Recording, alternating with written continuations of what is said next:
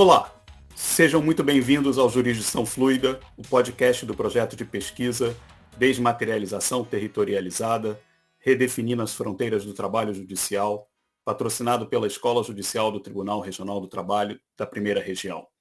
Pesquisar é desbravar territórios desconhecidos, é deixar-se encantar por um objeto, formular um problema, construir uma hipótese, testar variáveis, desenvolver uma demonstração, produzir inteligibilidade. Pesquisar é uma atividade rigorosa, com gramática e códigos próprios, incentivada por diferentes agências de fomento. Não é exatamente esse o caso da Escola Judicial do Tribunal Regional do Trabalho da Primeira Região, mas nos últimos anos ela apoiou inúmeros projetos de pesquisa que possibilitaram uma intensa produção de conhecimento sobre o universo judiciário trabalhista do Estado do Rio de Janeiro. Ao longo dos anos, foram feitas pesquisas sobre grandes litigantes, padrões de litigância, mediação, trabalho, saúde e qualidade de vida dos magistrados, memória institucional da presidência do tribunal e inteligência artificial, bem como os mais recentes projetos sobre uniformização de jurisprudência, além de justiça digital e trabalho remoto. Pois bem, eu sou Roberto Fragali, juiz do trabalho, e hoje converso com Carla Apolinário de Castro e Joaquim Leonel de Rezende Alvim, meus colegas no programa de pós-graduação em Sociologia e Direito, o PPGSD, da Universidade Federal Fluminense, além de parceiros na equipe de pesquisa à frente do projeto Desmaterialização Territorializada, redefinindo as fronteiras do trabalho judicial.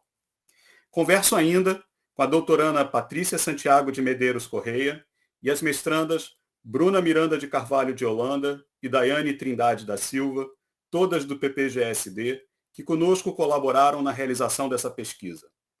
Nossa conversa girará justamente em torno de alguns aspectos observados ao longo da pesquisa, dialogando com os 9 episódios precedentes do Jurisdição Fluida, que se o ouvinte ainda não ouviu, fica aqui o convite para escutá-los, até mesmo em ordem aleatória, já que cada episódio é autônomo e pode ser ouvido sem a menor necessidade de uma sequência. Mas antes de entrarmos no assunto em si, eu pediria para vocês se apresentarem ao nosso ouvinte.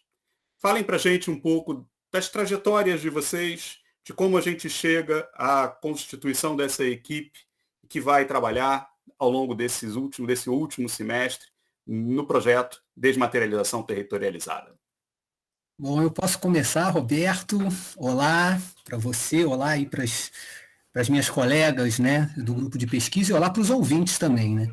Bom, eu me chamo Joaquim Leonel de Rezende Alvim, eu sou professor do programa de pós-graduação em Sociologia e Direito, como o Roberto mesmo disse, e tenho uma trajetória muito particular dentro do campo acadêmico do direito, na medida em que eu começo, né, a minha graduação na UERJ, né, e tenho um certo conflito com a forma como, né, o trabalho, o conhecimento do direito ali era desenvolvido, e eu começo a procurar caminhos fora, né, do direito, né? Então eu parto para um mestrado, que é um mestrado mais interdisciplinar do direito com a ciência política, o mestrado de teoria do Estado de Direito Constitucional da PUC, e posteriormente eu parto para um doutorado fora do país, né, que é um doutorado em ciência política. Então eu faço esse percurso que vai do direito para fora do direito, e quando eu volto para o país, eu volto para o campo do direito, na época aí da implementação, né, da portaria 1886 de 94, que envolvia uma nova concepção do conhecimento do direito, de uma forma mais geral e particularmente na graduação, e aí eu tenho toda uma familiaridade nova com um campo que me era, a princípio, no início, não muito interessante. Depois disso, eu estou, né, dentro da UF, né, passo num concurso público para a UF, e juntamente com outros colegas, daqui até o próprio Roberto, né, a gente funda o PPGSD, PPGSD, e dentro do PPGSD a gente se vincula a uma linha de pesquisa que já teve algumas modificações, mas sempre teve como eixo estruturante a questão do trabalho, né? Das relações do trabalho, do direito do trabalho, do funcionamento da justiça do trabalho, dentre outras temáticas, mas sempre foi um elemento estruturante dessa linha. E nessa linha, né, hoje a gente tem uma nova configuração, que é uma configuração sinalizada para as instituições da justiça e do trabalho, e nela a gente tem procurado cada vez mais dar uma dinâmica de projetos coletivos, de trabalhos coletivos. E nesse sentido a gente teve uma aproximação inicial tanto da Carla Polinário, né, nossa colega que aqui está, como com o Roberto também, né, que aqui está com a gente, e de alunos que a gente sempre procura trazer para, né, o que a gente chama de uma produção mais coletiva do conhecimento e, com certeza, uma produção coletiva em termos de pesquisa.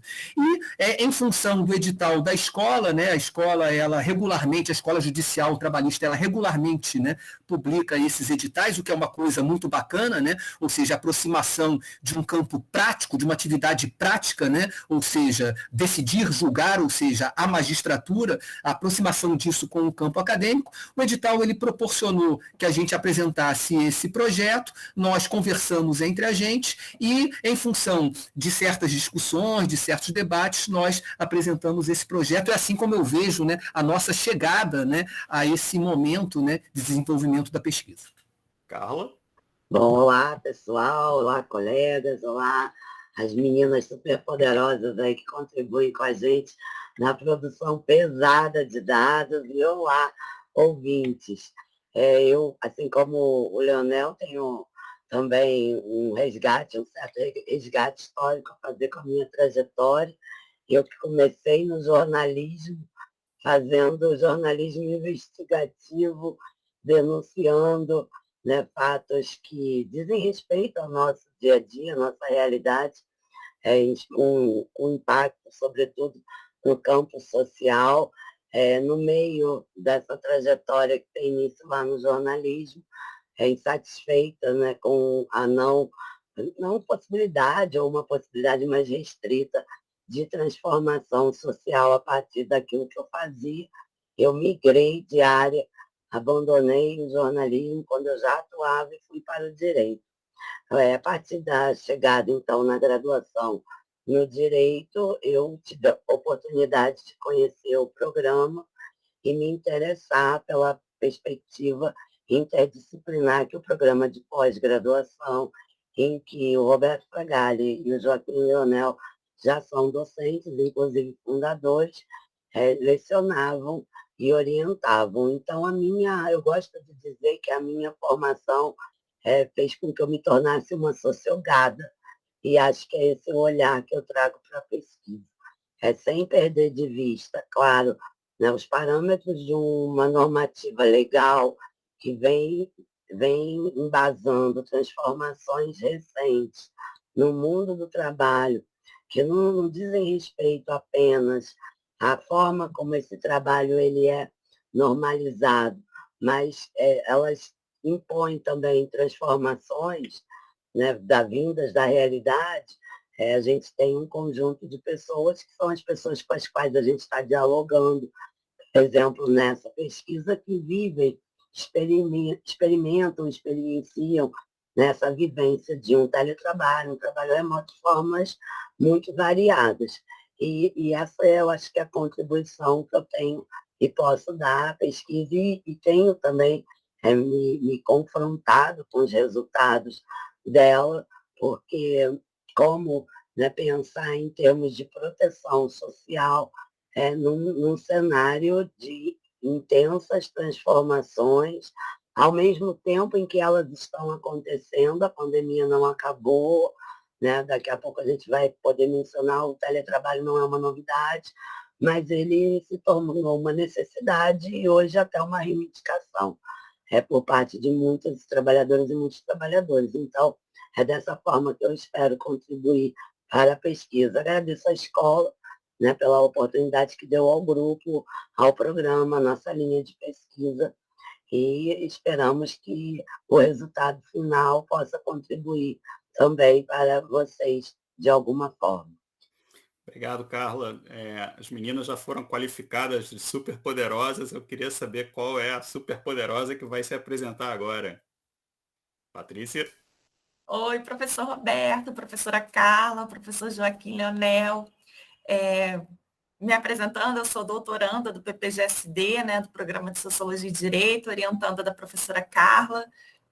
Fiz a minha graduação na UF, sou graduada em Direito. Posteriormente, ingressei no mestrado e dos grandes atrativos para o ingresso no mestrado, em especial escolher o PPGSD, foi a possibilidade da gente fazer pesquisa não só sobre o mundo do trabalho, mas também realizar essas pesquisas de um modo muito diferente. E assim como já foi falado aqui, o fato da gente estar fazendo uma pesquisa coletiva, mas também estarmos fazendo pesquisa que são pesquisas mistas, que misturam dados estatísticos com pesquisa qualitativa, isso é fundamental, é um diferencial. E aí ingressei no doutorado no ano passado, fui convidada para estar aqui, estou adorando, estou aprendendo muito, e assim como foi um grande aprendizado para mim participar desse projeto, espero que para o ouvinte também seja um momento aí de uma reflexão sobre a justiça do trabalho, mesmo que esse ouvinte não seja ligado propriamente à justiça, mesmo que seja apenas um usuário, né, mas que possa refletir aí sobre as nossas relações de trabalho, as instituições judiciárias no Brasil, e em especial no Rio de Janeiro, que é o nosso foco, né? Obrigado, Patrícia. Bruna, talvez? Posso falar. Boa noite, bom dia ou boa tarde para o horário que a pessoa estiver ouvindo. Primeiramente, muito prazer estar aqui com vocês, meus professores que eu admiro tanto, minhas colegas de trabalho que eu também admiro tanto. Talvez o meu caminho seja mais tortuoso dentre os outros, porque no primeiro momento eu estudei biologia, né? Eu comecei a cursar o curso de biologia e eu queria me especializar na área de zoologia. Então, eu fui para a área de entomologia, que é a área de estudos de insetos. E aí eu passei a pesquisar sobre animais sociais, que seriam as abelhas e as formigas.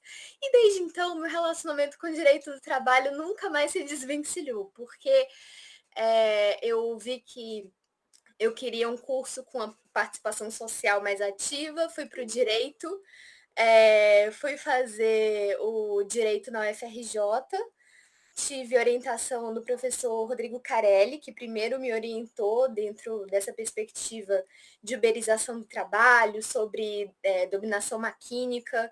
Fui estagiária dele também no Ministério Público, atualmente sou orientando do professor Roberto Fragali, e gosto muito dessa ideia, dessa concepção de nós refletirmos sobre o direito para além dessa perspectiva jurídica mesmo, ter essa compreensão mais ampla, mais vasta. E foi até um desses argumentos que eu comentei quando eu fiz a prova de seleção do mestrado. Ano passado, a professora Carla até disse: olha, tem vários projetos ótimos. Esse ano nós tivemos vários projetos sendo inscritos, mas o seu está muito bom, não perca as esperanças. Eu pensei, não, com certeza eu não passei nesse processo seletivo, mas a grata surpresa de que eu fui aprovada e estou em breve qualificando, e estou muito feliz por estar aqui com vocês e poder ajudar um pouco nesse resgate, dessa busca, dessa compreensão sobre o teletrabalho e sobre tudo que isso está inserido. Obrigado, Bruna. Tayane? Olá, professores, colegas, ouvinte. Meu nome é Daiane Trindade. Acho que aqui do pessoal eu sou a única que não sou da área do direito, mas já me apaixonei, mergulhei. Sou pedagoga e comecei a estudar o direito, e principalmente a questão das relações de trabalho, com a pesquisa em prisões, de educação em prisões, e as relações do profissional, né, socioeducativo, com o adolescente infrator. E nessa busca de conhecimento, eu quis sair, eu tenho um mestrado já em educação, e eu quis buscar, né, uma área que me trouxesse mais conhecimento a respeito dessas relações de trabalho, principalmente na área jurídica, e busquei a UF, que é uma instituição muito bem conceituada. Sou de Rondônia, e E aí fui muito agraciada aí com um orientador maravilhoso, que é o professor Joaquim Leonel, e sou muito curiosa, e nessa minha curiosidade, sempre buscando conhecimento, né, pedi para o professor para participar de grupos de estudos e de pesquisas, e a UF tem essa peculiaridade, né, de pesquisa e de envolver os alunos de forma muito participativa. E com isso eu participei de outros grupos com o professor Leonel, e quando ele trouxe essa proposta de participar desse projeto, eu fiquei muito feliz, e o projeto tem sido, assim, maravilhoso, acho que não só para mim, mas para as colegas também que estão nesse projeto, porque nós estamos aprendendo muito.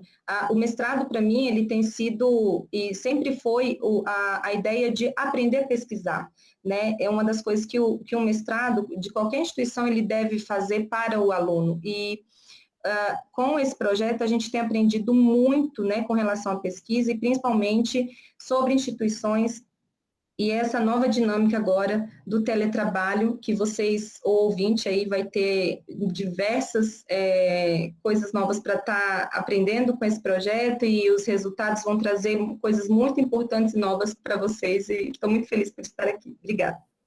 Obrigado, Daiane. Nosso ouvinte entendeu que essa equipe é super heterogênea, né? Tem ex-jornalista, ex-bióloga, não é ex, mas é pedagoga, né? ainda é pedagoga, mas fazendo aí uma transição também, possivelmente. Enfim, um grupo bem eclético que se reuniu para tocar, para participar, enfim, para fazer esse projeto de pesquisa. E eu queria iniciar, né, a nossa conversa discutindo um pouco do sentido do espaço físico nos tribunais, né? O espaço físico é quem dá visibilidade para a justiça, ele que colabora para o sentimento de pertencimento institucional, facilita encontros, é nele que são construídas as redes de sociabilidade no trabalho, né? Enfim, no tribunal. Mais do que isso, o espaço físico estabelece hierarquias profissionais e proporciona o uso de elementos simbólicos que marcam a importância do ato jurisdicional, né? Ou seja, existe uma arquitetura judicial que está inscrita nos palácios, nos fóruns, nos espaços de justiça. É como se o espaço físico organizasse o mundo judicial. Entretanto, com a adoção do virtual, muito em decorrência da pandemia, o espaço físico foi esvaziado e deixou de ser um ponto de convergência para os seus usuários, né? As pessoas deixaram de se encontrar, enfim, o distanciamento social impôs esse afastamento. Naturalmente, há quem lamente essa nova circunstância e sugira que ela trouxe um prejuízo muito grande para o pertencimento institucional, da mesma forma que a gente vai encontrar outros que vão insistir na ideia de que é preciso retomar o espaço físico, reapropriar-se do espaço físico para poder reconstituir ou preservar a instituição judicial. Os dados da pesquisa sugerem ser possível argumentar que, na verdade, esteja em curso um processo de refundação do pertencimento, que seria doravante relacionado com o trabalho e não mais com o seu local de realização. Mal comparando, é como se eu dissesse que a fábrica não é mais o que define o pertencimento, a identidade do trabalhador, mas sim o trabalho fabril em si. Ou seja, no caso do judiciário, o pertencimento viria do manuseio do processo eletrônico, das rotinas de trabalho, da confecção de decisões. Qual é a percepção de vocês sobre esse novo modelo de pertencimento? Existe algo sendo efetivamente construído nesse sentido? Leonel. Roberto, eu vou fazer alguns comentários sobre o que você colocou. Basicamente, essa dualidade de uma relação entre espaço físico, pertencimento, e certas rotinas, operações de trabalho e pertencimento, né? Ou seja, o que cria o pertencimento, mas eu vou fazer esse diálogo a partir, já que a gente está também trazendo elementos da nossa pesquisa, a partir de certas pistas que foram sinalizadas com os nossos interlocutores ao longo das entrevistas e dos podcasts, ok? A primeira questão que me chama muito a atenção é que a gente tem que integrar nessa relação de espaço físico, pertencimento, ou rotinas e pertencimento, uma coisa que é fundamental, que tem aparecido muito nas falas, que é a questão das interações, né? Ou seja, de alguma maneira, o espaço físico do pertencimento, ele proporciona certas interações. O que significa dizer que você pode estar, em alguns momentos, circulando num espaço físico, mas como ele é fragmentado, ele não está muito voltado para um único espaço, ele não cria pertencimento. Isso apareceu, por exemplo, na fala de um juiz substituto, quando ele falava que mesmo na época do presencial, como ele circulava em diferentes espaços, ou seja, ele não criava interações e, consequentemente, o pertencimento dele à instituição era baixo. Isso apareceu numa fala. Mas ele vai dizer o seguinte, olha, de alguma maneira, quando eu passo para o online, esse sentimento de pertencimento que era baixo, ele diminui, né? Por quê? Porque, de alguma maneira, ele continua a fazer uma certa movimentação no online que é semelhante. Ele está numa vara, daqui a pouco ele está em outra, ou seja, mesmo no online, ele continua a ter essa fragmentação, né, em termos de interações. Então, quando a gente coloca a interação no centro desse debate, me parece que a questão ela se reconfigura um pouco. E por que eu digo isso?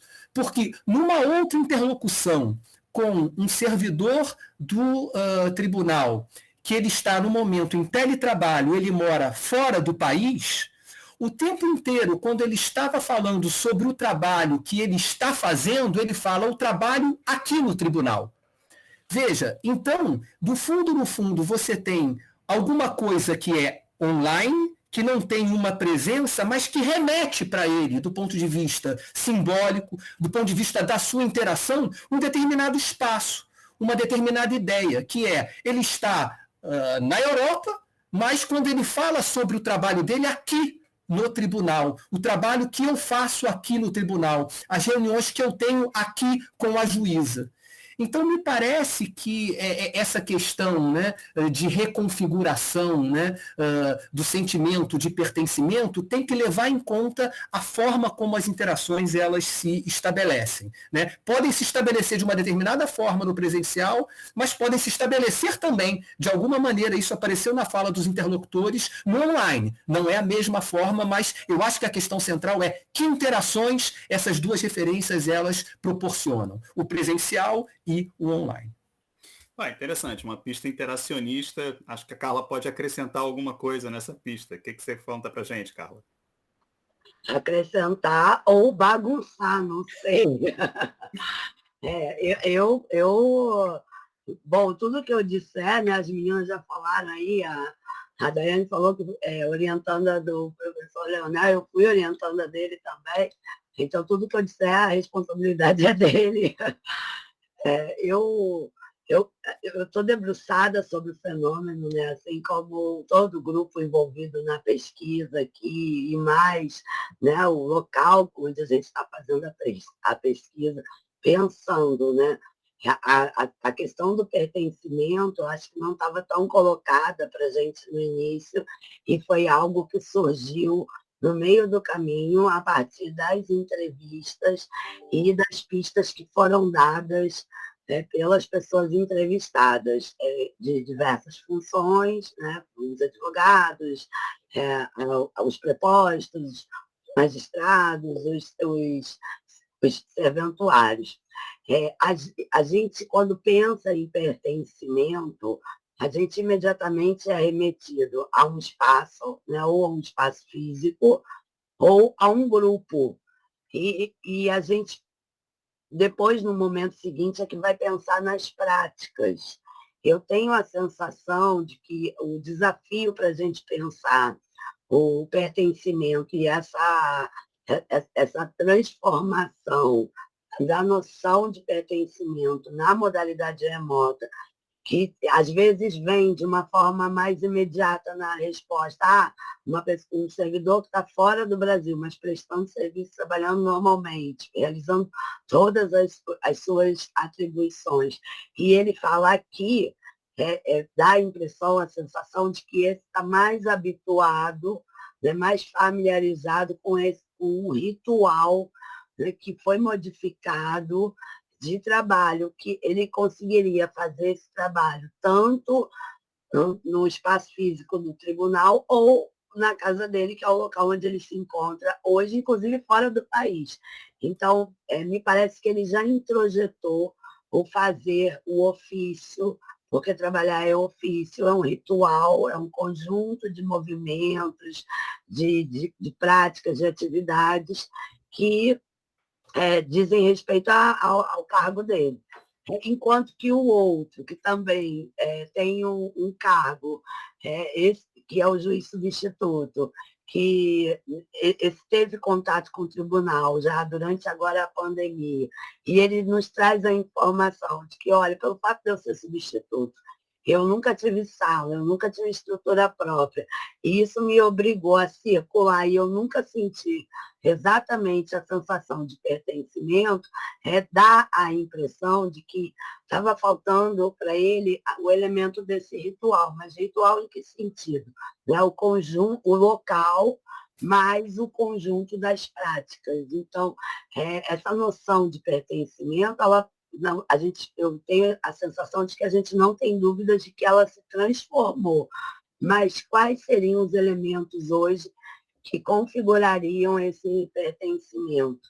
Né? Eu acho que é isso que a gente está debruçado agora, indo para o final da pesquisa, né, para extrair a partir daquilo que a gente observou. E eu tenho essas duas pistas, né? O local, mas não só ele, né? Também o conjunto das práticas que se transformam. Né? Há uma mudança no ritual também, no remoto, né? E a gente precisa, então, perceber quais seriam então, esses elementos de uma prática. O fato da gente sentar, ligar o computador, ir para o local designado para essa atividade, a gente se sentar, tentar controlar o ambiente externo, né? Aqui, externo ao local onde a gente está, isso vai se constituindo como um ritual.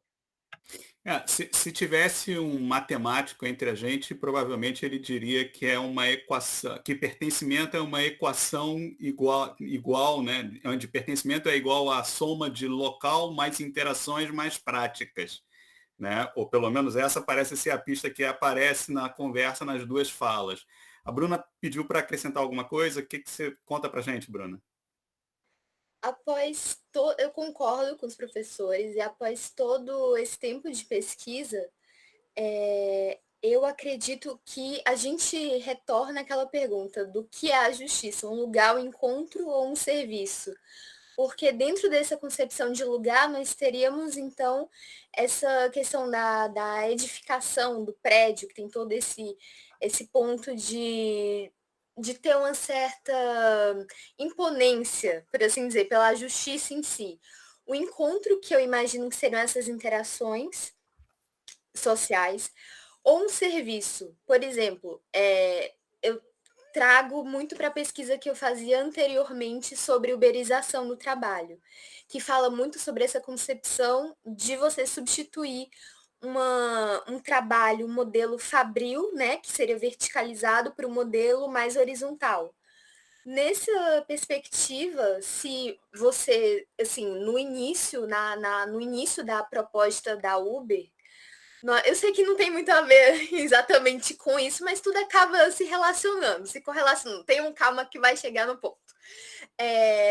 Nós tínhamos muito o perfil quando eles diziam assim, eu sou Uber. eu sou Uber. Na verdade, eles são motoristas da Uber, né? Eles não são a Uber, mas eles se sentiam participantes dessa figura Uber. Embora tivesse toda essa fragilização desse reconhecimento entre os trabalhadores, entre si, justamente por causa dessa separação, dessa pulverização de trabalhadores. Então, eu fico pensando até que ponto eu não acho que esse seja um movimento linear. Talvez, provavelmente seja um movimento cíclico, assim como tantos outros são e serão. Então, não imagino que o teletrabalho ele seja uma promessa eterna, assim como também não posso afirmar que talvez saia em breve, logo que a pandemia seja decretado fim. Mas eu imagino que, justamente como o professor Fragali disse, que tem essa equação que envolve o lugar, o encontro e o serviço propriamente. Então, assim, esse reconhecimento, ele envolve uma série de categorias, não apenas uma. Mas eu imagino que hoje nós somos seres, né, que conseguimos ressignificar uma série de coisas. Então, com o teletrabalho, nós temos essa ressignificação dessa interação de você circular entre grupos de WhatsApp, entre grupos de Telegram, entre grupos das mais diversas redes e mídias sociais, que você possa ter esse contato. Tanto que, enfim, o meu orientador, nós passamos 1 ano e meio e nós só nos vimos ontem. Então, assim, e teve esse sentimento de acolhimento desde o início, o que eu acho que não foi algo perdido pelo fato de nós termos nos relacionado estritamente pelo Zoom, por esses meios. Assim como a Daiane, que eu nunca vi, porque ela mora em Rondônia, mas eu tenho um carinho por ela. Patrícia, você quer acrescentar? Eu queria só falar rapidamente sobre essa questão do pertencimento, que eu por toda a nossa pesquisa e tudo que eu ouvi dos entrevistados, eu acho que ficou muito claro para a gente que, através da internet, do teletrabalho, passa um fluxo de informações, mas também passa muito afeto. É uma afetividade diferente que se constrói, se reconstrói de uma outra forma? Sim, mas de forma alguma, ao contrário do que se podia imaginar antes da pandemia, o teletrabalho é um ambiente totalmente frio, né? Um ambiente onde não circula sentimentos, emoções. Ao contrário, acho que, em certa maneira, o que a gente ouviu, inclusive, foi...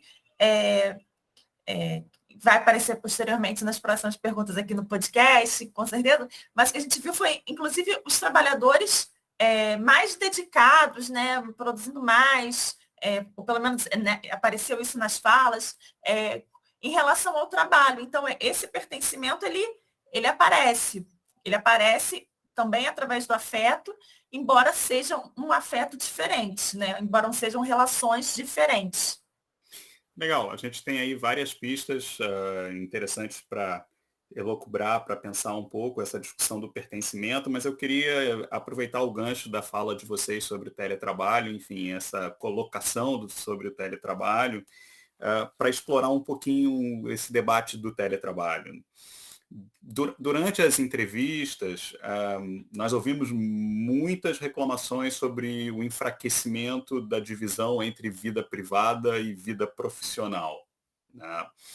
Com a mistura desses espaços, né? Com a mistura do pessoal com o profissional, do privado com o público, o trabalho tornou-se contínuo, sem interrupção, e a sensação de trabalhar por 12, 13, 14, até mesmo 15 horas por dia apareceu de forma frequente na fala de uns e outros.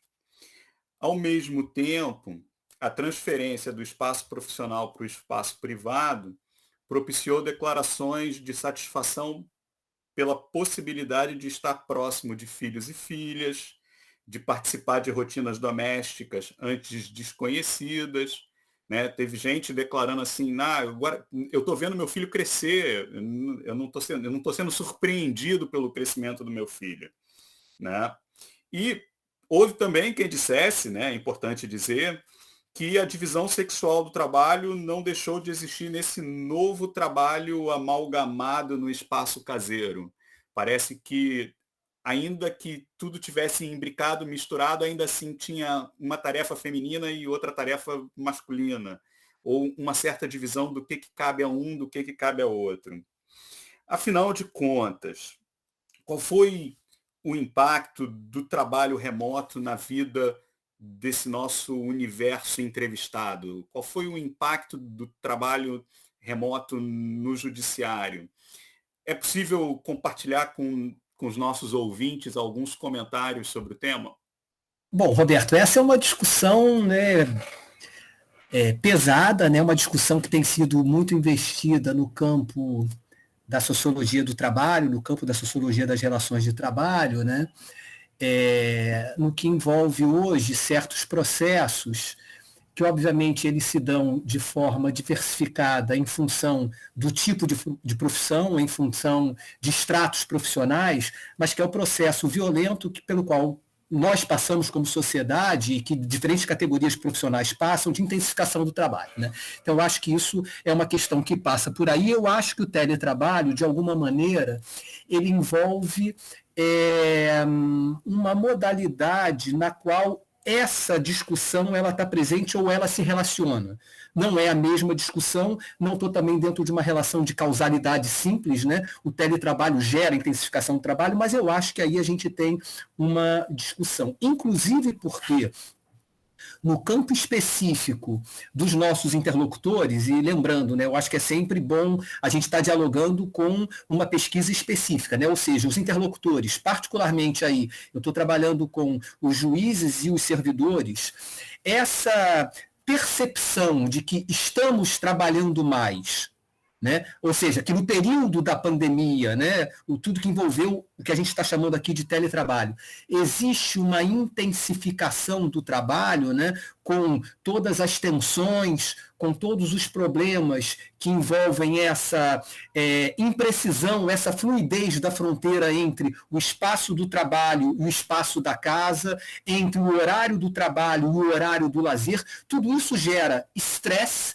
gera tensão, e mesmo com esses benefícios que você colocou, Roberto, de uma maneira muito pertinente, porque isso aparece na fala dos nossos interlocutores, eu tenho mais condições de ver o meu filho crescer, mas sempre a ideia de que estamos sendo mais pressionados, estamos trabalhando mais, estamos diante de uma tensão maior, isso sempre aparece. É evidente, volto a dizer, que a gente teria que diferenciar as categorias profissionais. A gente está trabalhando aqui com, particularmente, né, sem pegar a questão dos advogados, mas particularmente com os juízes e os servidores. Agora, um dado que é muito interessante, que a gente tem sinalizado e que está atrelado a esse, né, e eu acho que essa é uma questão que a gente ainda tem que elaborar melhor, pensar melhor, refletir melhor sobre isso, é que se a gente trabalha numa perspectiva de uma sociologia compreensiva, ou seja, a gente está querendo não fazer um juízo de moral sobre os nossos interlocutores, mas entender quais são os sentidos e significados produzidos por eles quando eles falam sobre as suas práticas profissionais, essa ideia de que estamos trabalhando mais aparece. Existe uma intensificação do trabalho. Porém, os dados sinalizam para uma produtividade menor. Qual é a questão que se coloca aí? Né? Eu acho que essa é uma questão de reflexão. Essas considerações eu queria fazer no momento, para que a gente começar a debater. A gente com certeza vai voltar a essa pergunta. Ela é capital no resultado da pesquisa. Carla, diga lá. Eu acho que tem vários elementos ali, né, que também a gente não tinha imaginado se debruçar no início, e a gente foi encontrando ao longo da pesquisa e desdobrando em outros elementos importantes. A noção de público-privado, espaço público, espaço privado, a gente já vislumbrava. Mas as implicações, a gente foi percebendo depois. A questão da divisão sexual do trabalho, isso ficou claro não só no nosso campo, mas a gente foi, né, se inteirando de outras pesquisas ao longo da pandemia.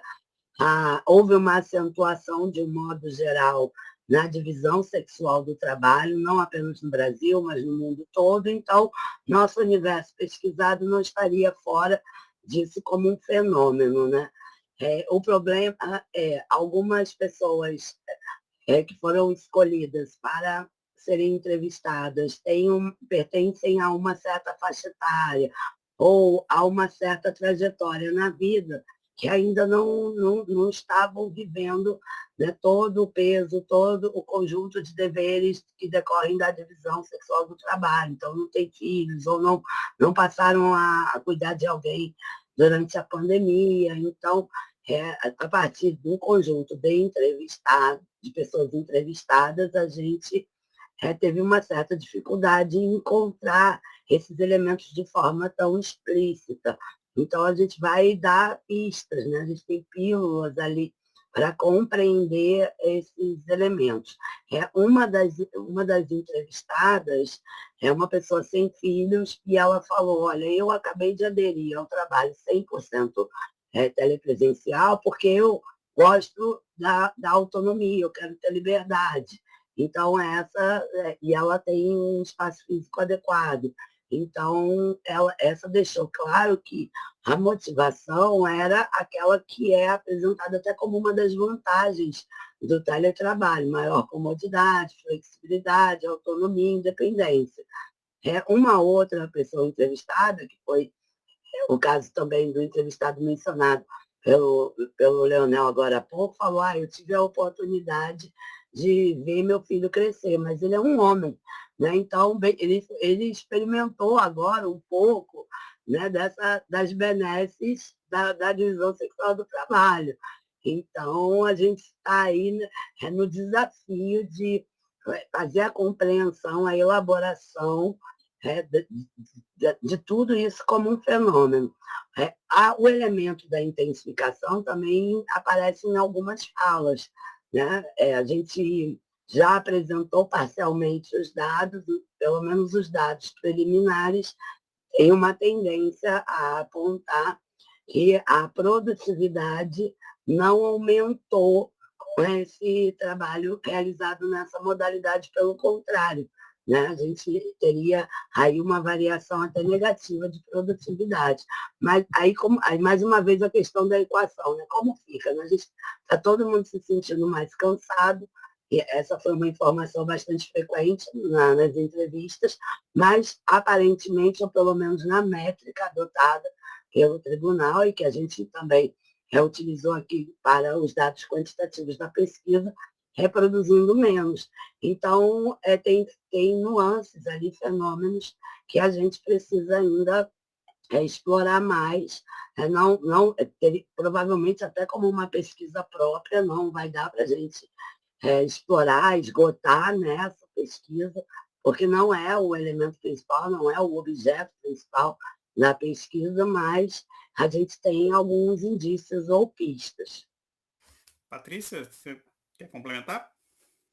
Sim, eu acho que uma das questões que também a gente percebeu nas entrevistas é pensar como que depois da pandemia, a gente ainda tem um certo grau de contágio, mas como que depois dessa experiência com trabalho remoto, o teletrabalho, quais foram as preferências que os trabalhadores passaram a ter, né? Pensando aí nesse trabalho totalmente remoto, pensando o trabalho híbrido, onde o trabalhador vai parcialmente, sei lá, 3 dias da semana no seu local de trabalho, fica 2 dias de forma telepresencial, e pensando nesse trabalho que é 100% presencial.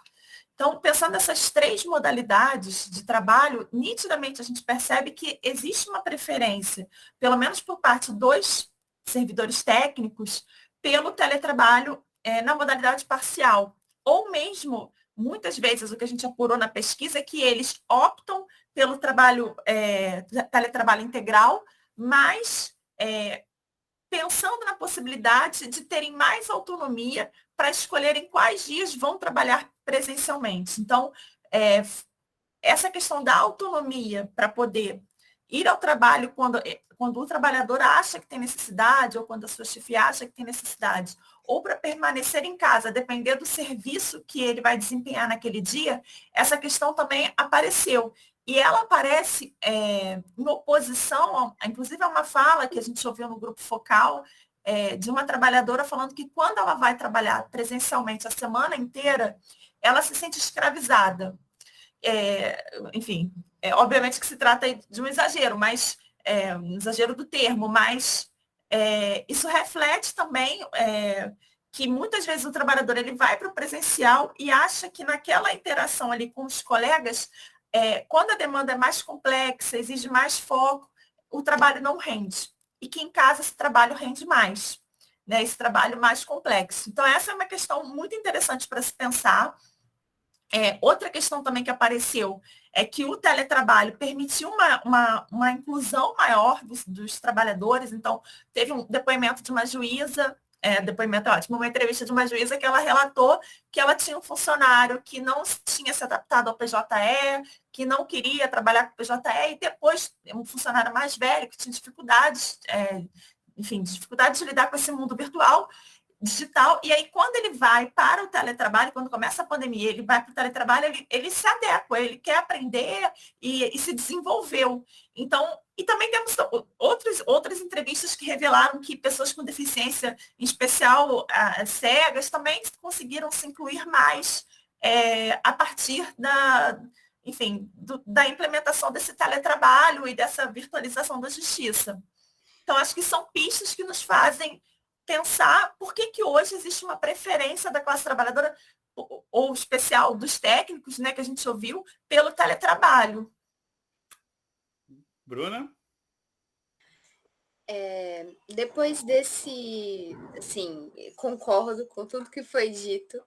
E só para pontuar uma coisa, que a professora Carla até comentou, que sobre essa questão de nós termos pego algumas especificidades, algumas pessoas específicas com faixa etárias específicas, com raça, gênero específicos. Então, assim, nesse quesito de amostragem, esse recorte é necessário para a nossa pesquisa, e ele não necessariamente vai ter o condão de expressar totalmente a realidade e a realidade que uma pessoa específica vive, mas a gente tenta fazer um agrupamento de uma forma que tente contemplar diversos tipos de opiniões e diversos tipos de realidade. O que nós, assim, como nossa pesquisa ela basicamente se baseia nesse quesito da justiça 100% digital, nós temos um perfil desse tribunal, nós temos um perfil dos magistrados, nós temos um perfil um pouco menos equânime dos servidores, nós temos um perfil dos advogados, nós temos um perfil das partes.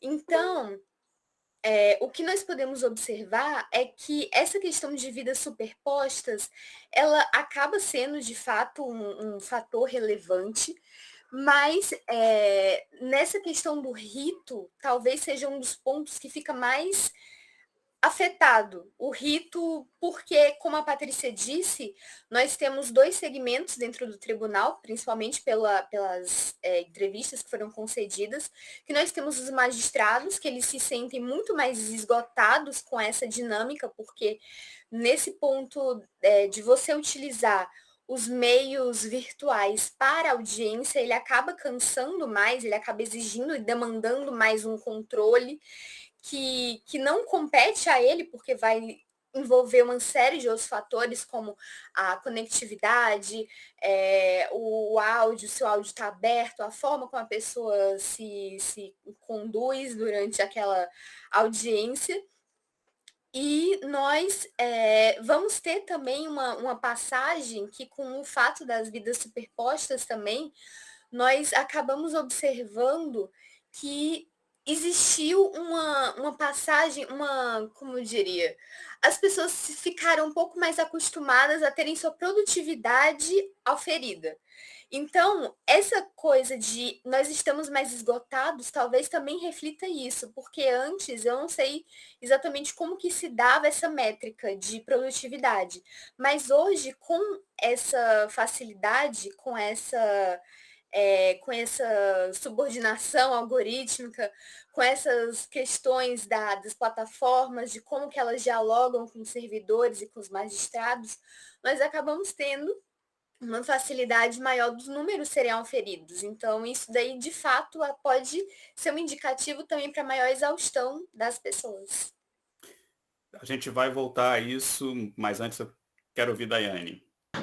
Bom, só para trazer um pouquinho do que a gente percebeu nas entrevistas, né, com relação ao impacto do teletrabalho, para além da intensificação de trabalho, né, que ficou muito colocado pelos entrevistados, a gente também precisa pensar, né, como que isso vai impactar isso para o usuário estar pensando nessa questão de teletrabalho, para o próprio usuário da justiça, e como que para cada categoria, né, das pessoas que nós entrevistamos,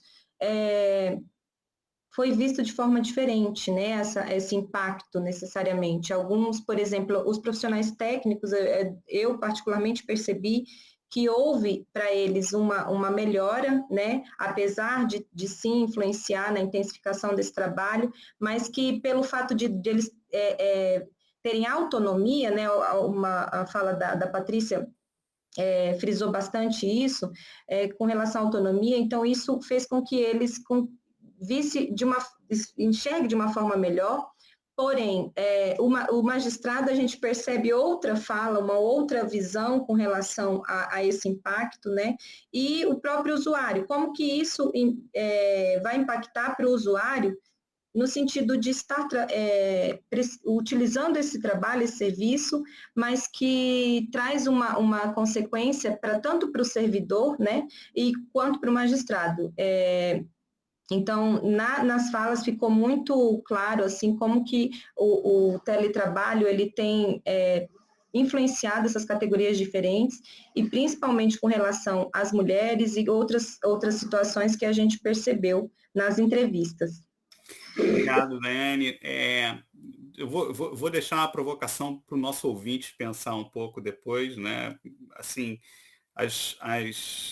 talvez a maior característica relacionada ao mundo do trabalho, em especial em relação aos trabalhadores, é a subordinação, ou seja, a falta de autonomia.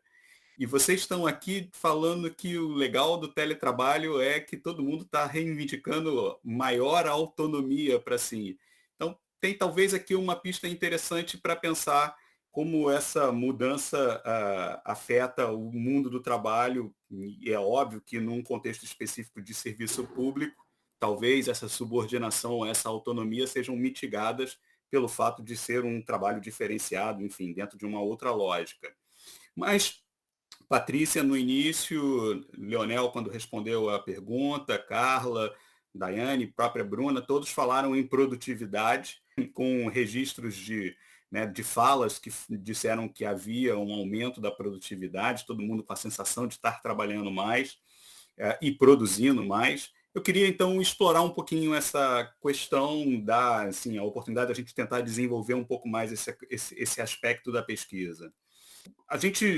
Vocês já falaram, né, de certa forma, a governança pelos números, com a adoção de metas e intensas preocupações gerenciais, proporcionou uma intensificação do trabalho, né, acompanhada de uma maior quantidade de processos de adoecimento. Além disso, a desmaterialização proporcionada pela tecnologia, simbolizada pelo processo judicial eletrônico, PJE, ampliou enormemente as possibilidades de controle. Ao trabalho intenso e amplamente controlado, acrescentou-se a virtualização, cujo uso ganhou escala com a pandemia e tem levado as pessoas à exaustão, ou pelo menos muitos falam de estarem cansados, enfim, fazem essa menção ao cansaço, à exaustão. Esse trabalho intenso, controlado e virtualizado tem colonizado todos os espaços e propiciado a sensação de ser realizado continuamente em um não lugar, né? É um trabalho sem fim que proporciona um novo significado para a ideia de que o trabalho judicial é um eterno enxugar gelo, né? A gente ouvia muito essa fala nos corredores, eu estou enxugando gelo, isso aqui não vai acabar nunca, ou seja, a gente está nesse contínuo, mas agora com um novo significado que é estar num não lugar. Entretanto, e vocês mencionaram isso, a Carla falou numa das respostas, os dados estatísticos parecem indicar que a produtividade desde o início da pandemia é inferior àquela observada antes da pandemia. Afinal, fica aqui a pergunta, é possível dizer que se trabalha mais e se produz menos, ou essa é uma percepção equivocada? Carla, vou botar você no fogo. Essa é a hora que dá vontade da gente dizer, olha, eu vim aqui mandar um beijo e pedir uma música. Eu acho que essa pergunta ela é colocada e não apenas para essa categoria que a gente está pesquisando, que é de quem atua na justiça, em especial a do trabalho, mas para os trabalhadores em geral, né? O uso da técnica e da tecnologia não é novidade.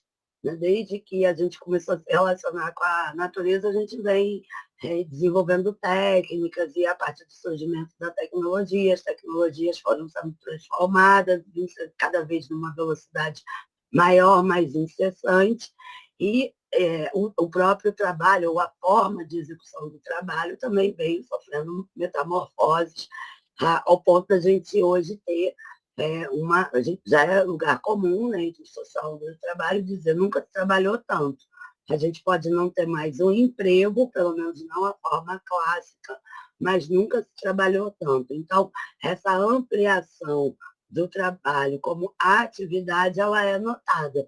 Agora, se esse trabalho, né, realizado em maior grau, maior intensidade, ele se traduz em maior produtividade ou não, aí eu acho que isso nos remete a algumas problematizações. A primeira é a questão da métrica. A gente está trabalhando com dados estatísticos, a própria regulação do teletrabalho na Justiça do Trabalho impõe o cumprimento de um percentual maior de atividades, mas como mensurar, né, como traduzir em números, aí a gente vai precisar realmente chamar alguém aqui da matemática para dizer, talvez uma pessoa da matemática chegasse e dissesse, não, isso para mim é fácil. A pessoa, ela respondia 10 e-mails, despachava em 50 processos, ela realizava tantas audiências por dia, agora ela vai ter que realizar 20, 25% a mais e acabou. Mas não é tão simples, porque para que isso tudo aconteça, a gente depende de outros elementos. Então, também, uma das entrevistadas, na verdade, uma das pessoas que participou do grupo focal falou, olha, eu fiz audiências, mas eu fiz menos audiências de instrução. Por quê? Porque é um procedimento, é um ritual que depende de muita coisa, depende das testemunhas estarem presentes, das partes estarem presentes, de todo esse conjunto estar completo, da internet estar funcionando. Então, alguns elementos ali parece que prejudicaram essa estatística. Também, desde o início, quando a gente fez o primeiro evento, né, para comentar o projeto, o relatório parcial, eles falaram, mas não foram computadas as licenças, os afastamentos. É um outro fenômeno também que a gente observou, não só com relação a essa categoria, mas outras, durante a pandemia, que o maior número de pessoas realmente adoeceu, ou porque não estava porque realmente adoeceu, não estava bem de saúde, teve algum problema, ou já estava experimentando algum adoecimento em razão dessa forma de trabalho. E um terceiro elemento, que eu acho que esse também talvez não dê para a gente se debruçar, é pensar o que é produtividade hoje. Né? A gente está num momento de transformação desse trabalho, o trabalho cada vez é mais por tarefa, né? Menos por tempo. Não, isso já estava colocado como uma tendência do desenvolvimento capitalista, e a gente está vendo, analisando a normatização, analisando como tem sido desenvolvida essa métrica. A gente vê essa tendência, né, de se pensar o trabalho hoje a partir de tarefas e não mais pelo tempo do trabalho à disposição. Então, é mais um desafio aí para a gente dar conta de mais uma transformação. Roberto, eu vou fazer uma relação que me veio agora, né? Veio agora, não me veio antes, não. Com essa frase, essa percepção, essa sinalização que eu achei genial, né, de uma das nossas interlocutoras, né, que é o não lugar, né? Você pegou essa referência, né, de uma fala, né? Não lembro agora se você explicitou isso agora, mas você pegou essa referência de uma fala que apareceu numa das nossas interlocuções, nessa ideia de que eu estou num não lugar. Isso me remete a duas coisas, né? Uma me remete primeiro a uma questão artística no limite, que é os Titãs e o genial Arnaldo Antunes, né? Não sou brasileiro, não sou estrangeiro, sou de nenhum lugar, sou de lugar nenhum, né? Essa é a primeira referência. E a outra também é a língua francesa, que tem uma expressão para lugar nenhum que me parece também genial, que é o nulle part, né? Que é um lugar nulo, né? Quer dizer, não é um lugar nenhum, mas é um lugar nulo.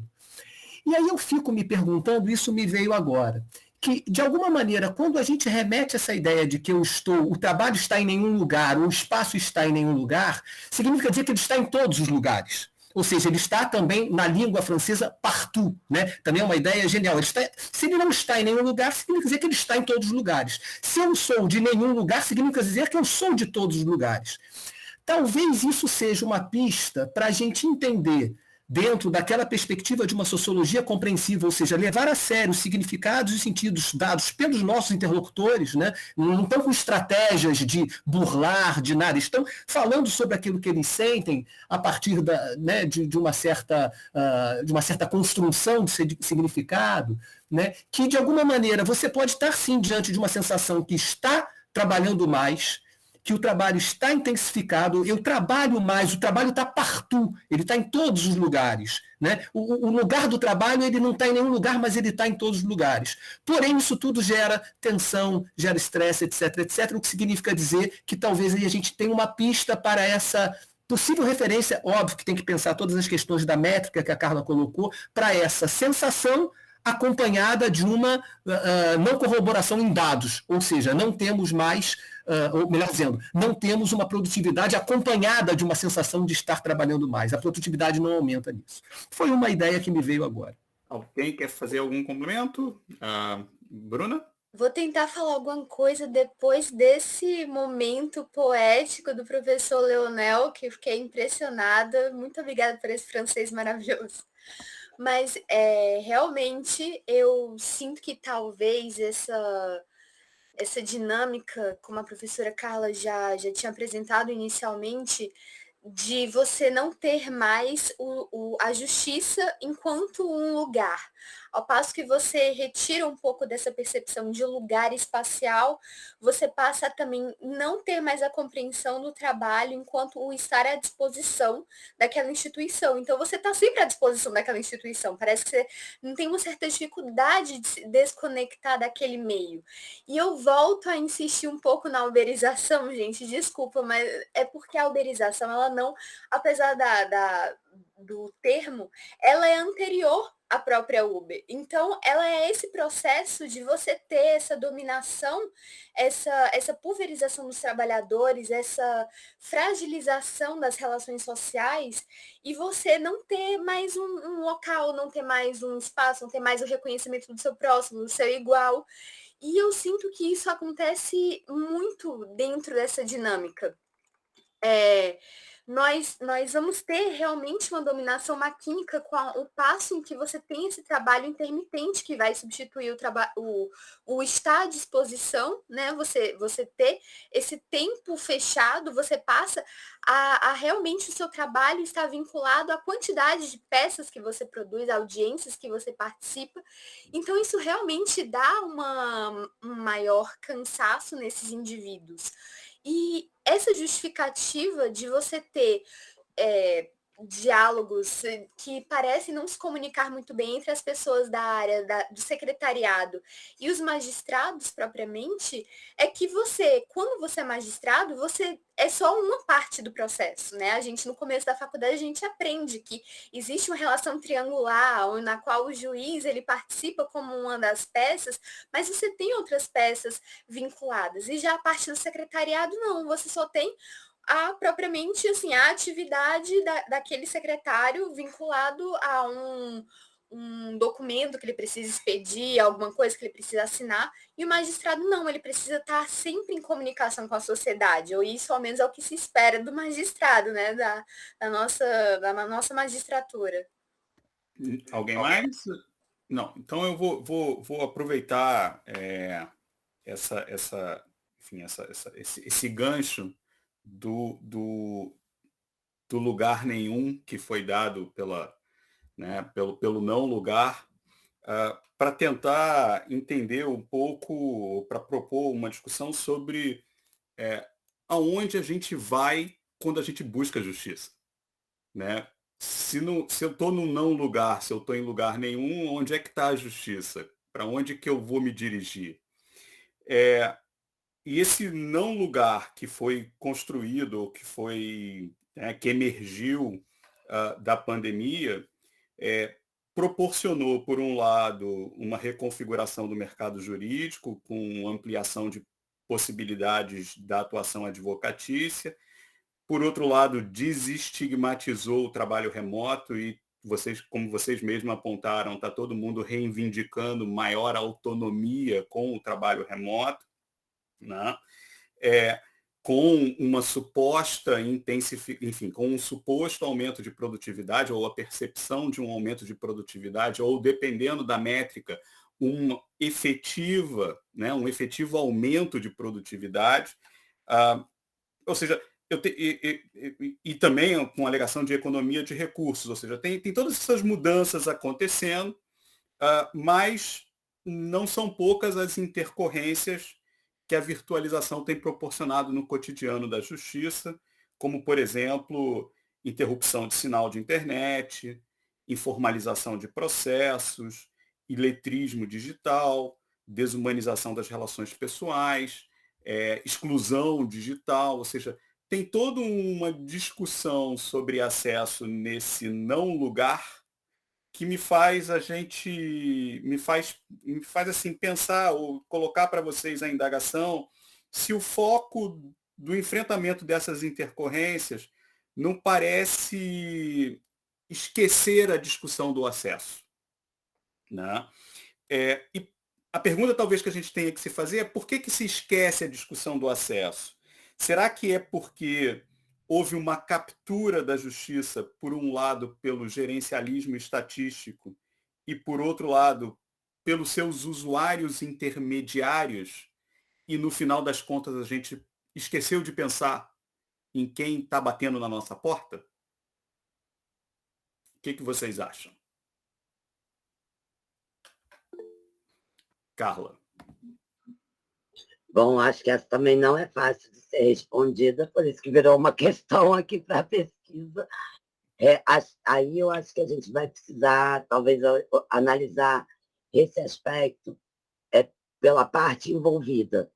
Por exemplo, quando a Patrícia mencionou, todos os trabalhadores estão querendo, né, ou muitos estão querendo, por razões diversas, ou por demandas pessoais, ou porque querem ter maior autonomia e flexibilidade, ou porque puderam, né, observar o crescimento do filho. Falta a gente pensar o outro lado, que é o lado do usuário, né? A gente não pode ter acesso com essa pesquisa a tantos usuários assim, reclamantes.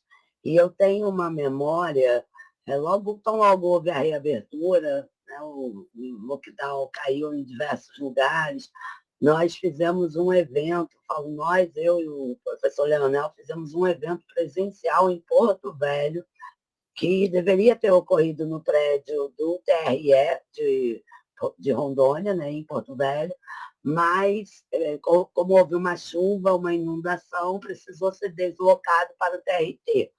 O TRT ainda estava com restrição do atendimento presencial, e eu me recordo de várias vezes, né, ao longo dos dias do evento, em vários horários diferentes, ter reclamantes na porta querendo informações sobre o processo.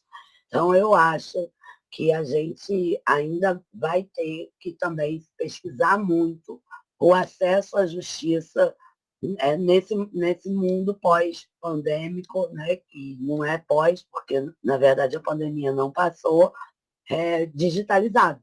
E considerando que, como a Bruna nos lembra o tempo inteiro, que não é só o trabalho que está uberizado, mas toda a nossa vida, né, hoje já está uberizada, resta esse desafio para a gente pensar. Né? E o acesso à justiça, como fica? Quando o usuário não tem internet, ou não tem aparelho, ou até acessa o site, o sítio eletrônico, que poderia ser realizado, por exemplo, numa lan house, né, ou na casa de algum familiar, mas será que ele compreende aquilo que está escrito ali?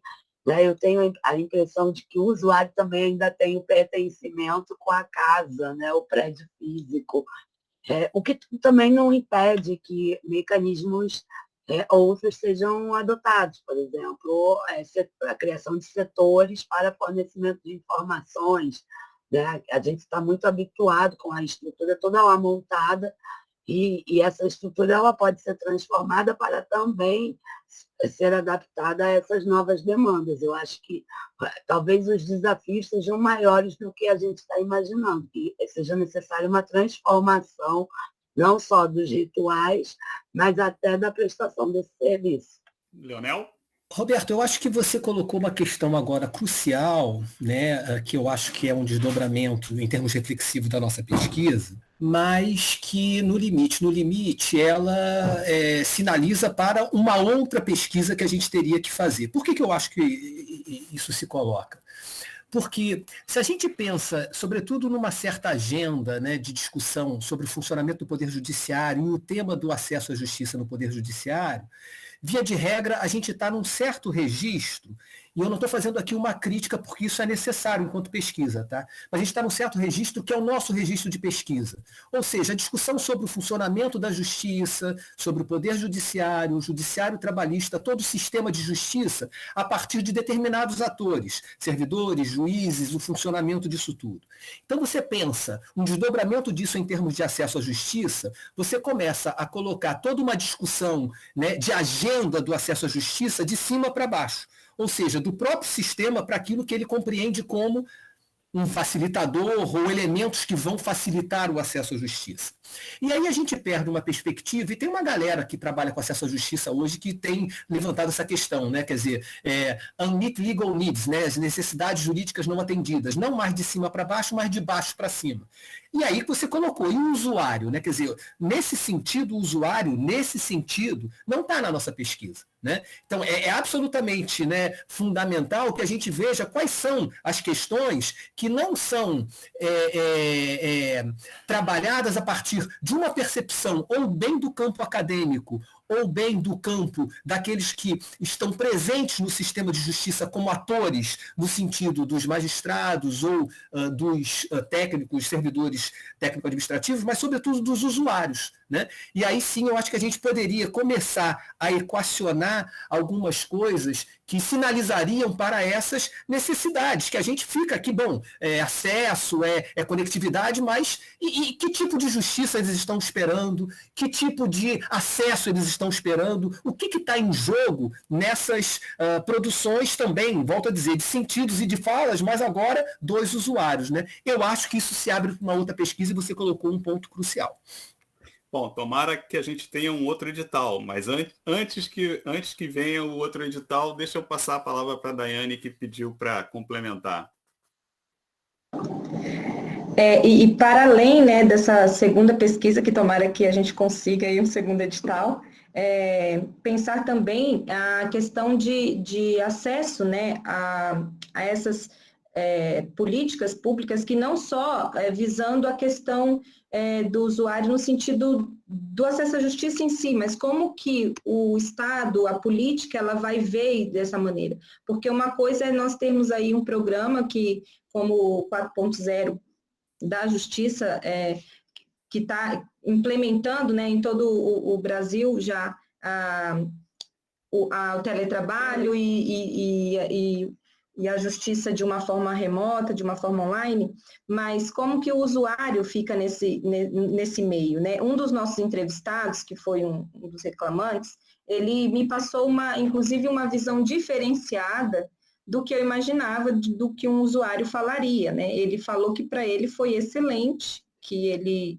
gostou de ter feito, de ter participado da audiência da casa dele, que isso gerou para ele uma economia, ele não precisou sair de casa, ele não precisou pegar ônibus, que foi muito bom. Ele não percebeu nada com relação aos atores ali da audiência, no sentido de rito, porque ele, como usuário, ele vê de forma diferente, isso a gente viu nas entrevistas também, bem pontual, assim, como que o magistrado, o secretário, o técnico e o usuário, eles veem esse rito de audiência virtual de forma muito diferenciada, e ele colocou como sendo um ponto positivo, e nós fizemos uma pergunta para ele, se ficasse assim eternamente, se ele aprovaria, e ele disse que por ele, e lógico, como já foi colocado aqui, nós temos uma pequena parcela com atores específicos, um pedacinho, né? Não dá para generalizar, mas que para ele gostou muito e que para ele estaria aprovado dessa maneira.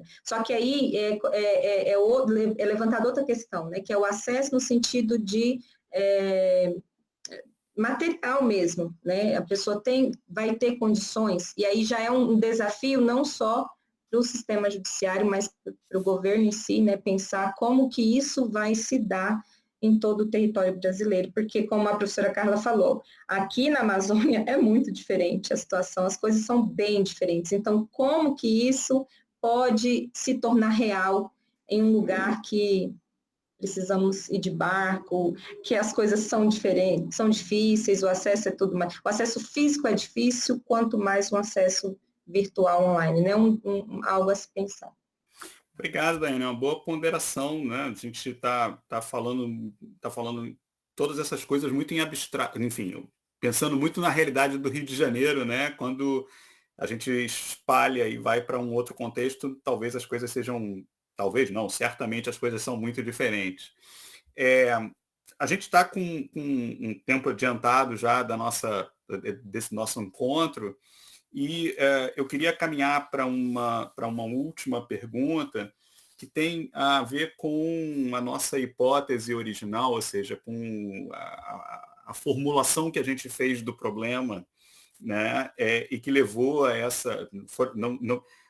Não foi simples encontrar o nome do projeto e chegar à ideia de desmaterialização territorializada, que já foi objeto de crítica, né? Já teve várias pessoas que disseram: que isso, que loucura é essa, de onde vocês tiraram isso?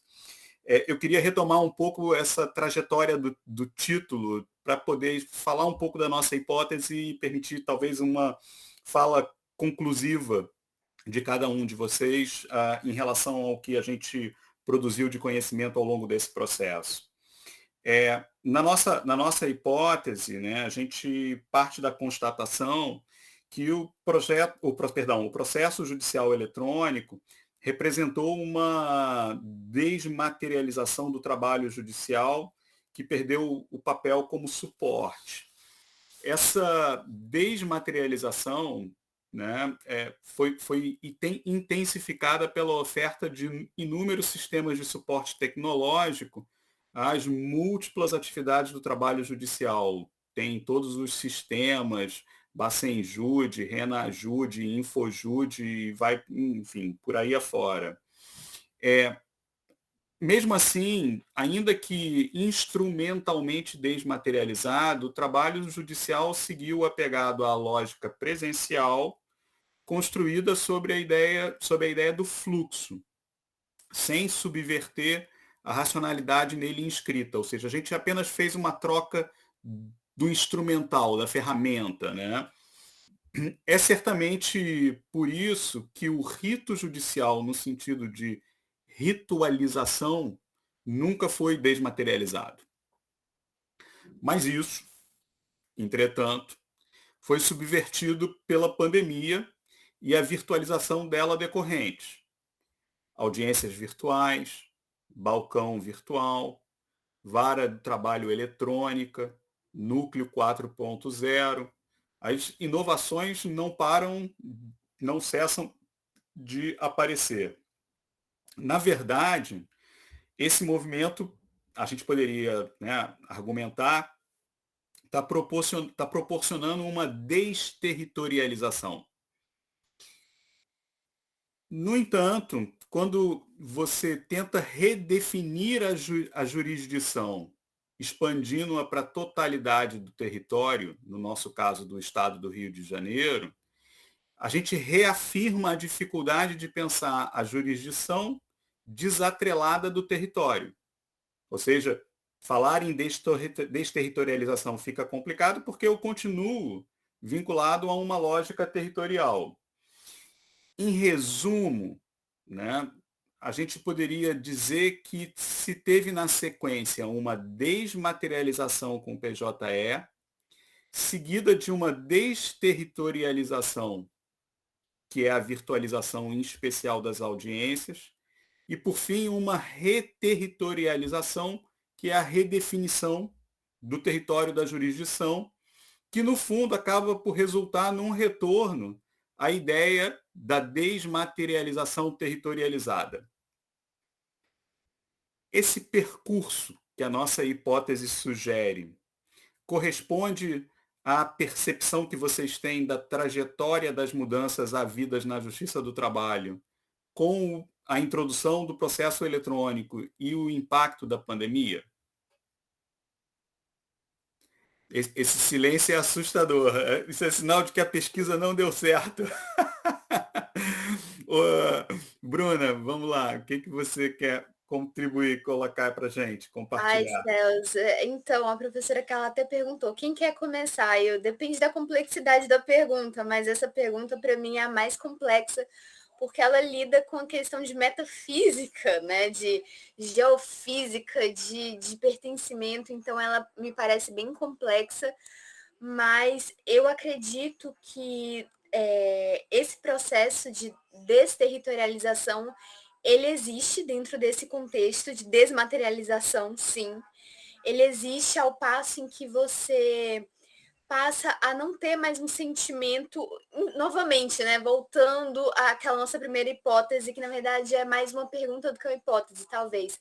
Seria a justiça um lugar, um sentimento, enfim, você, na verdade, você passa a ter essa ressignificação mesmo de território e você redefinindo essa estrutura, ao passo que você não tem mais esse espaço físico enquanto limitante, você tem um processo de reterritorialização para daí voltar ao estado inicial. Ao meu ver, isso de fato acontece, mas eu acredito, acabei não respondendo na pergunta anterior, mas eu acredito sim que demandaria também, porque nós estamos olhando para magistrados, para uma instituição, para os tribunais do trabalho. Nós não estamos olhando propriamente para quem demanda. Então, na época que eu estava fazendo a faculdade e eu comecei a ver teoria do processo, eu achei a coisa mais magnífica sobre Mauro Capelletti, as ondas de acesso à justiça. E eu acho que nós vamos retomar aquela primeira onda de acesso instrumentalizado.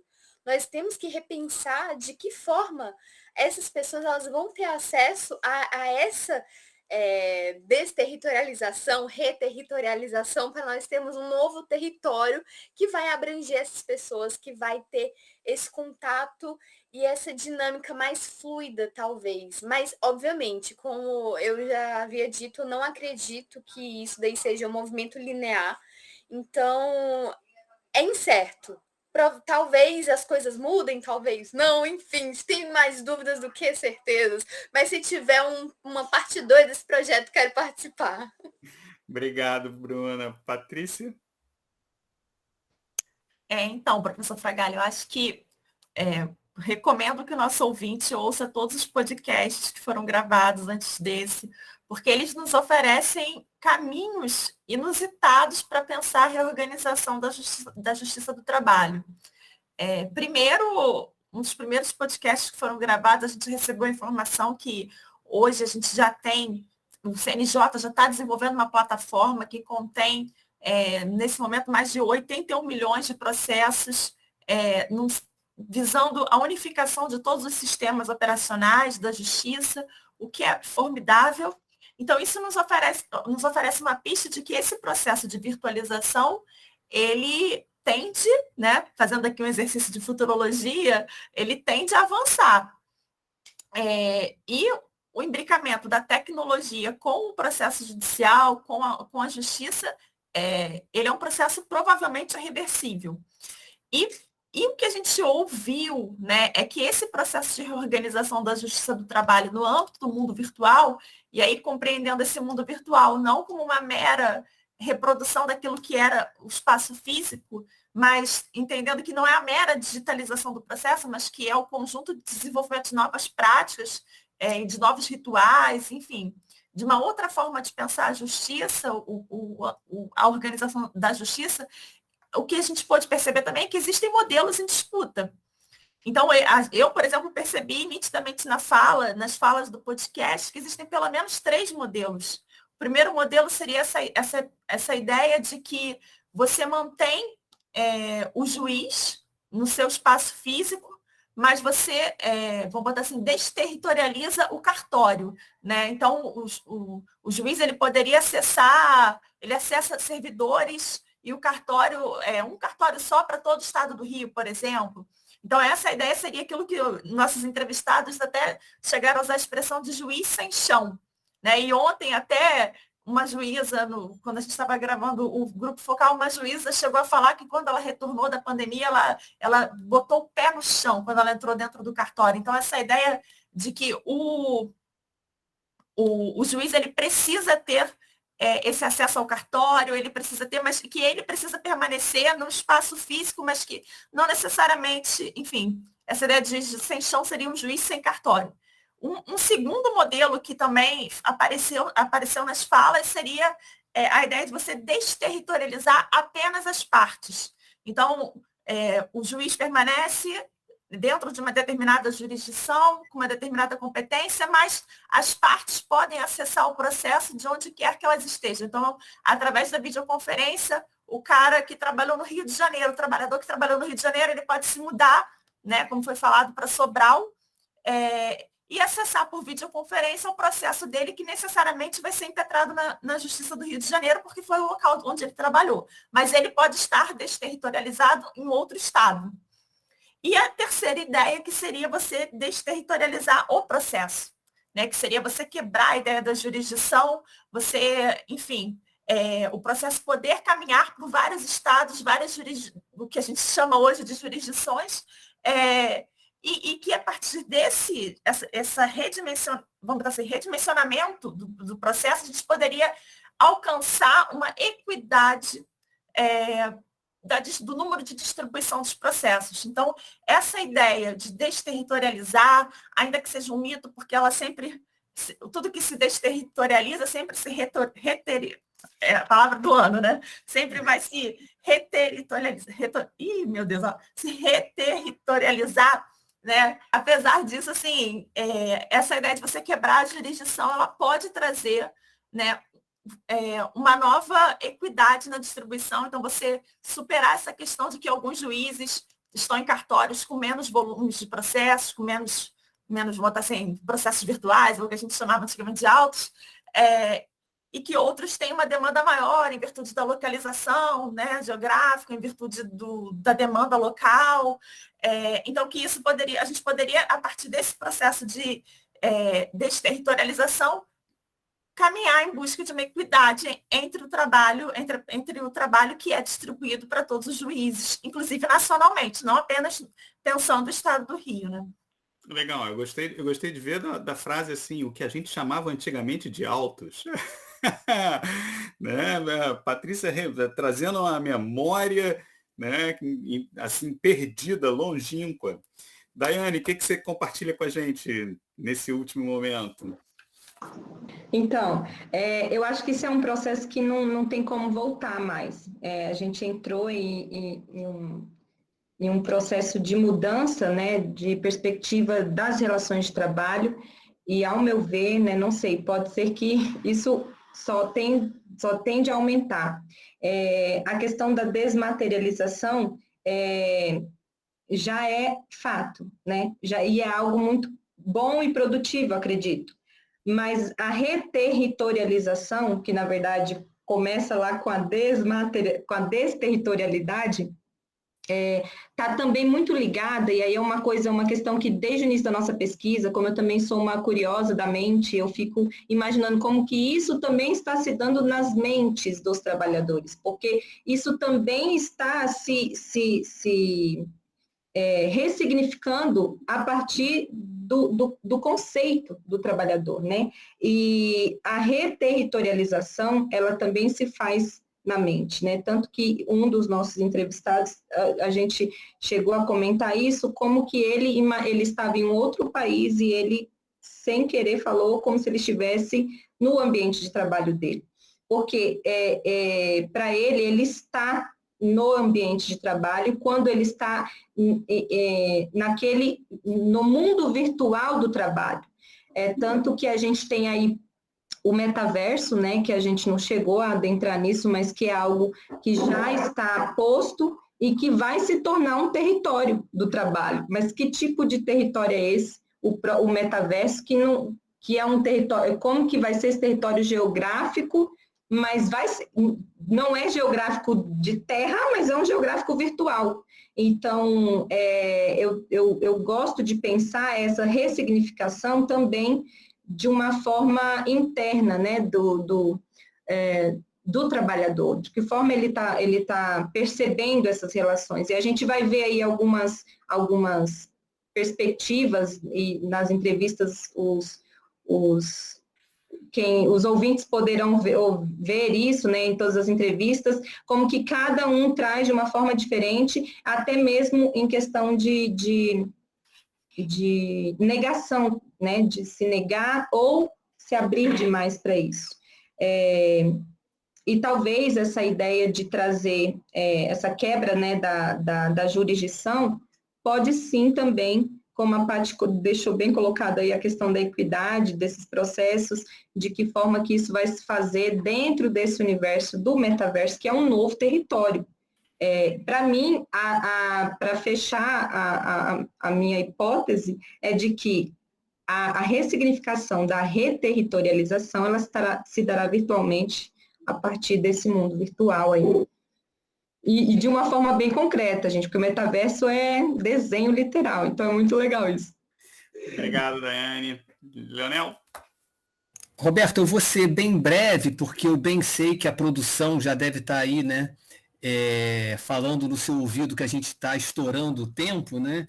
E mas ela tá falando no meu ouvido esquerdo que é surdo. Não, por isso você está deixando passar tanto tempo de fala, né? Mas, bom, tem um tempo aí mais ou menos razoável, a gente sabe disso do podcast, né? Os ouvintes também. Então, eu vou ser bem breve com relação à sequência que você propôs, que na verdade é uma sequência nossa, né?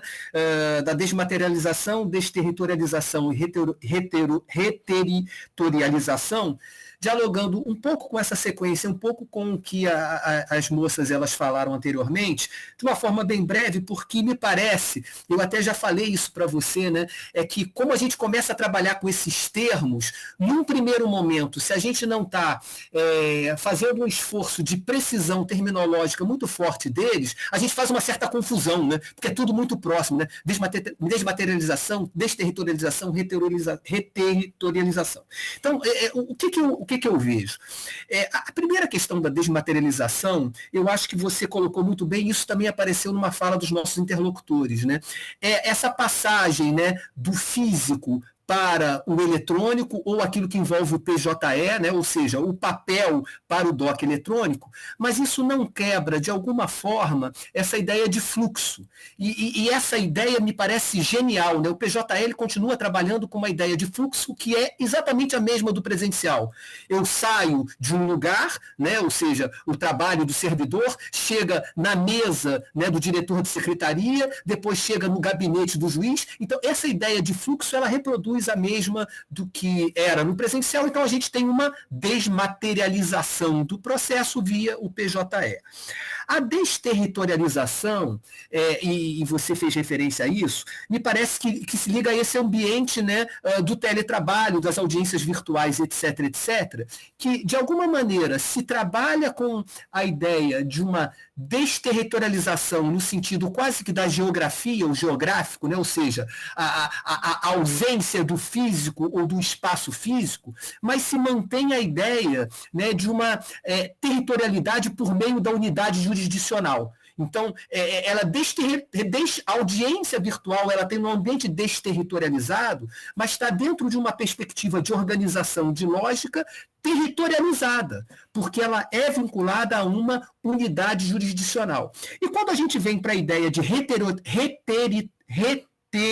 territorialização, né, quando você traz a ideia de jurisdição ampliada, me parece que aí se abre, né, para uma reconfiguração na qual, se a jurisdição é ampliada como um todo, eu acabo com a ideia de unidades jurisdicionais dentro dessa jurisdição ampliada, e a unidade não é mais a jurisdição e sim o juiz. Né? Ou seja, a ideia de uma distribuição por meio daquilo que foi falado de juiz. Me parece que essa é uma lógica que sinaliza, né, de uma forma bem coerente para aquilo que a gente tem observado, né, tanto na nossa pesquisa como também naquilo que envolve, de alguma maneira, a fala dos nossos interlocutores. Obrigado, Léo. Carla? Bom, eu acho que todo mundo fez um silêncio, né? Porque foi para fazer um suspense. Porque essa não apenas é a nossa hipótese, mas quando fizemos o grupo focal também, todos os entrevistados ficaram pensando, repensando, né, em todos esses movimentos que são bastante dinâmicos e que estão acontecendo, mais avançados em algumas áreas, menos em outras. A gente está vendo, né, a Patrícia mencionou aí o CNJ, todo o movimento da justiça, lembrando que o teletrabalho ou a digitalização dos processos, depois a virtualização, isso não era uma novidade, já estava em andamento. O que a pandemia fez foi acelerar esse processo e aquilo que se traduzia como teletrabalho antes numa modalidade facultativa passou a ser uma necessidade durante a pandemia e hoje me parece ser uma reivindicação, né, de algumas partes, né, e também dos próprios servidores e dos juízes. A questão fica claro que a gente está dissolvendo uma forma, que é a forma papel, né, processo, papel físico, conjunto de atos, despachos ali que eram materializados, assim como os próprios rituais também eram materializados, né, numa sala fechada com a figura juiz, todas as partes presentes ali, inclusive quanto à observância dos comportamentos. Então, assim, para concluir, né, eu acho que vou chamar aqui o Gramsci, né, o velho está morrendo e o novo ainda não nasceu. Então, a gente está no momento em que esse novo ele está nascendo, ele está sendo construído. O Fragale ainda não fez nenhuma fala, mas ele tem insistido conosco, já chegou a explicitar isso até na nossa primeira live sobre o projeto com as pessoas do tribunal, que vai ser preciso que a justiça ela adote mecanismos também especiais para dar conta desses procedimentos novos e especiais que estão sendo criados.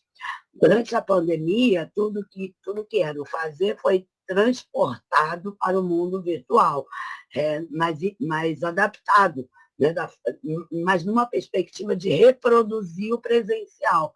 Me parece que essa não é a melhor fórmula para dar conta dessas novas dinâmicas e dos novos desafios. Acho que é precisamente aí que as contribuições do Fragale se inserem, e ele também lançou isso para a gente, né, Fragale, como desafio para a gente pensar. Obrigado, Carla. Bom, a gente vai assim se aproximando do fechamento, né? A gente passeou por Lugar Nenhum do Titãs. Eu aqui pensei no Ao Sul de Lugar Nenhum do Charles Bukowski. Já que a gente falou também na literatura, no grupo focal fizeram a referência à frase do Manifesto Comunista de Marx, que é o título do livro do Marshall Berman, Tudo que é sólido desmancha no ar. E a gente percebe, ao final desse processo, que a gente está vivendo uma grande mudança cujos sentidos e cujo alcance não são vaticínios, não são certezas, mas são construídos pelos agentes, pelos protagonistas, pelas pessoas, e que isso envolve decisões desses mesmos agentes, dessas mesmas pessoas, desses mesmos protagonistas.